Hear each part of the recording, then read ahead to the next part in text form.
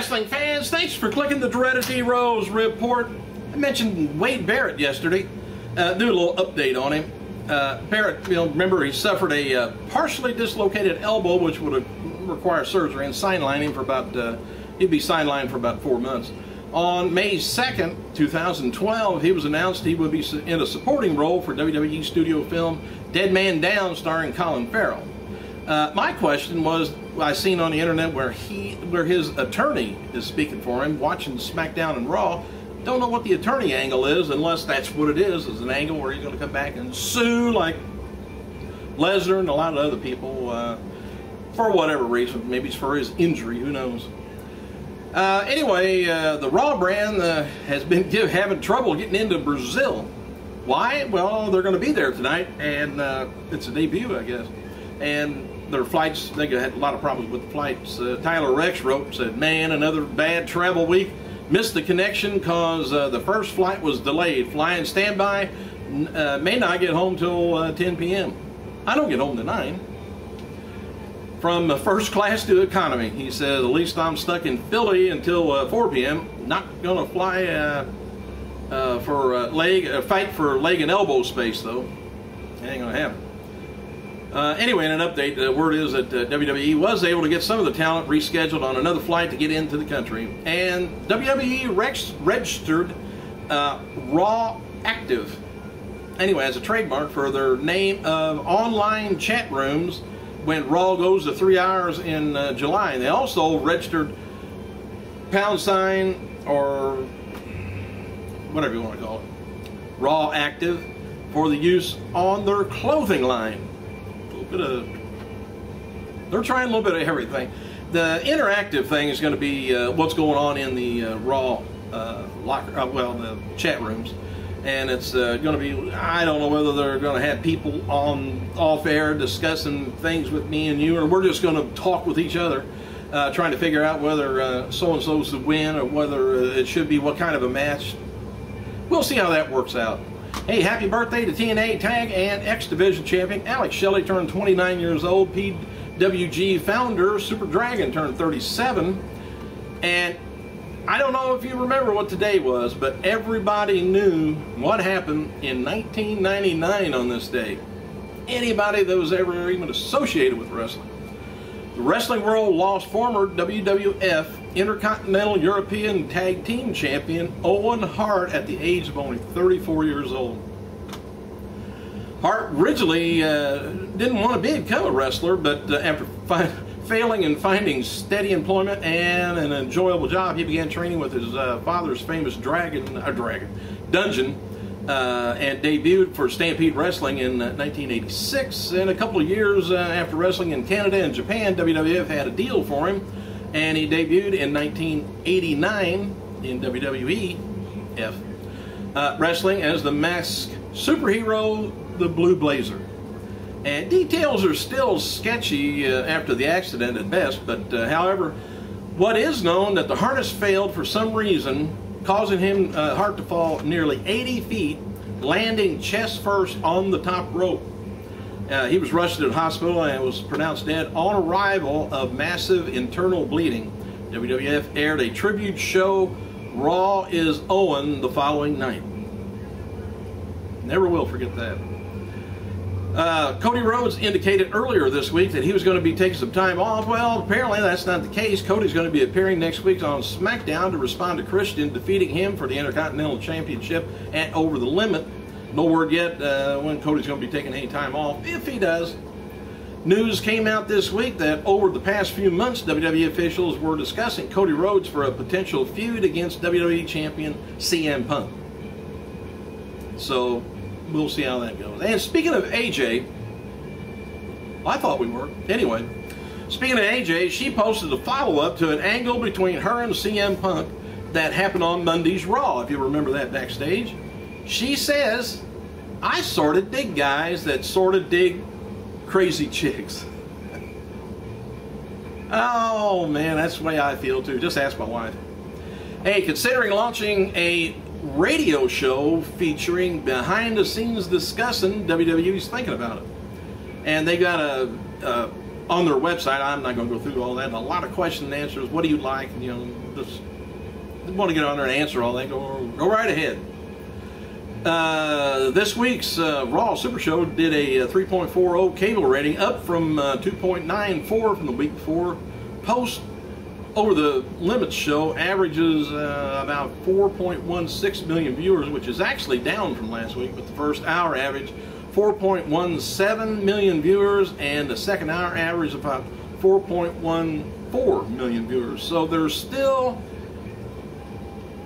it's just not, they're not staying with the show for the main event. Raw faced some stiff competition though, NBA playoffs on Monday night, with Thunder and Lakers game, averaging 8.1 million viewers, so it's about double.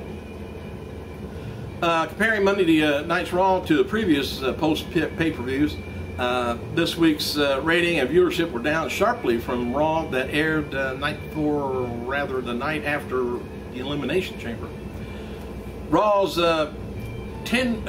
Trender.tv social media score was 144,452 this week, nearly up nearly 40,000 from the week before, but down 14% compared to the yearly average. Raw ranked number 3 on cable Monday, right behind 2 NBA playoff games. Of course, I was telling you about the Lakers. It was previously reported that there was the latest cryptic video hyping a revolution coming to WWE, featured TNA star Matt Morgan. Well, while some fans are debating whether it's really Matt Morgan or a WWE champion CM Punk featured in the promo, PWI Insider is now reporting that the revolution has nothing to do with the wrestler debuting or returning. Revolution is coming as a promo has been airing on WWE.com and actually leading up to WWE announcing a new video game release. So calm down. An announcement expected to be made next week prior to upcoming E3 video game convention in June. And today also would have marked as Brian Pillman's 50th birthday, a milestone if he were still alive.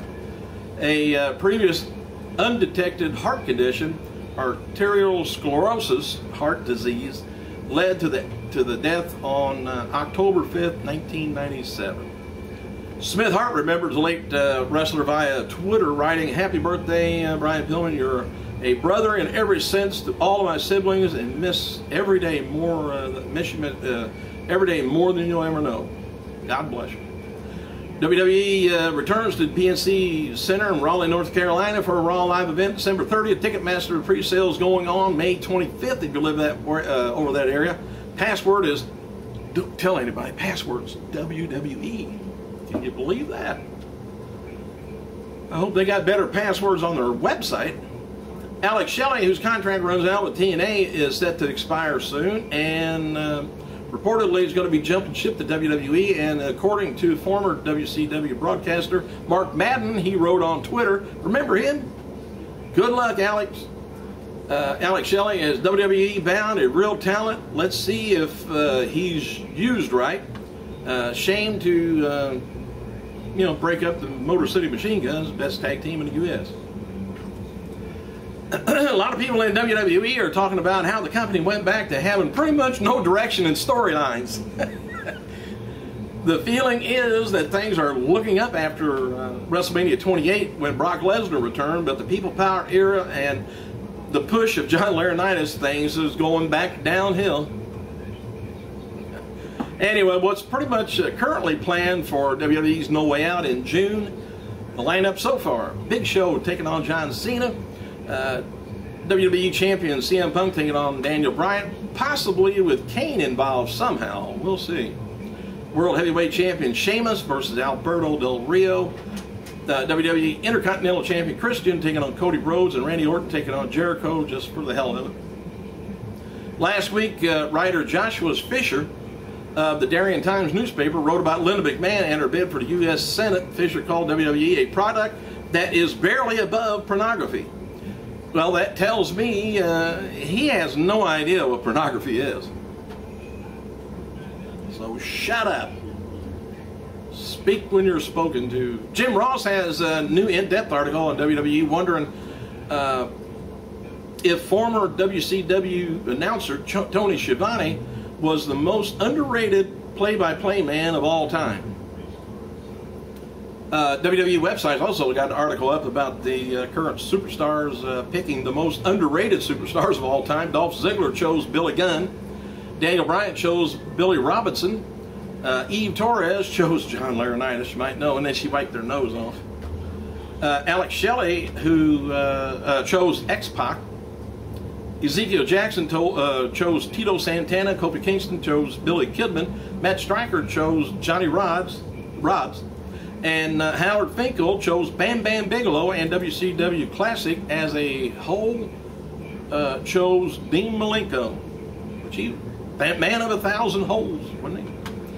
And to sell his injury from Over the Limits, John Laurinaitis had been walking around on crutches in public, and Laurinaitis was seen on crutches selling his injury at the airport in Virginia yesterday. Zach, he don't want any pictures taken of him, is what it is. Because you know where they end up at. Zack Ryder wrote following on Twitter about his absence from Raw. He says, for those counting, I haven't been on Raw in 4 weeks. This could be a modern-day Goldberg streak. Dean Ambrose defeated a local wrestler in a dark match before last night's SmackDown taping in Wilkes-Barre, Pennsylvania. Antonio Cesaro took on Tyson Kidd, and it was taped to air on this week's Superstars. Matches taped for this week's NXT is Bateman taking on Mahal, Watson taking on Slater, Maxine taking on Fox, and tag team champions Jackson and Khali taking on McIntyre and Curtis. Dark match main event for last night's taping saw Sheamus defeat Alberto Del Rio by DQ disqualification. When Ricardo Rodriguez interfered and attacked Sheamus, and I'm sure he got the worst end of that at the end. This, the woman I love, she says, I don't know, I'm 98 years old and I've been wrestling since I was 16 years old. I've been waiting for a long time for Vince McMahon and his daddy. Wrestling a long time, not waiting. A long time for Vince McMahon and his daddy. I love the wrestling business. I was born to be a wrestler. So says, who? Mae Young. And speaks of how Vince McMahon will put her in a match on her 100th birthday in WWE, and who will it be against? She says, when I'm 100 years old, I'm going to wrestle his daughter, Stephanie McMahon, and her daughter, Aurora. And she laughs. Speak about how she was able to withstand, she talks about how she was withstand being put through tables years ago by the Dudleys during her time on WWE television. Love her. Thanks for clicking, you guys. I gotta go.